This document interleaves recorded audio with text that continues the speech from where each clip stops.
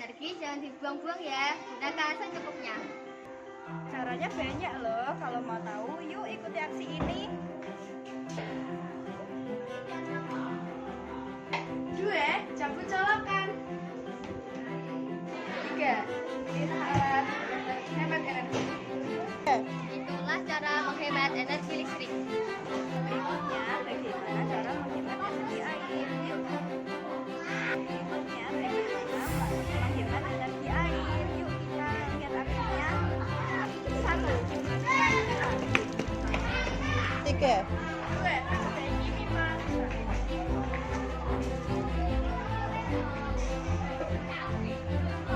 3.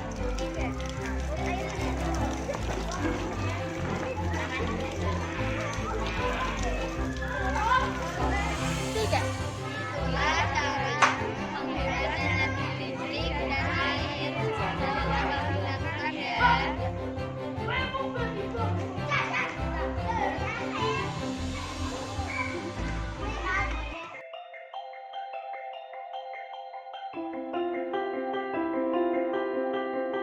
Thank you.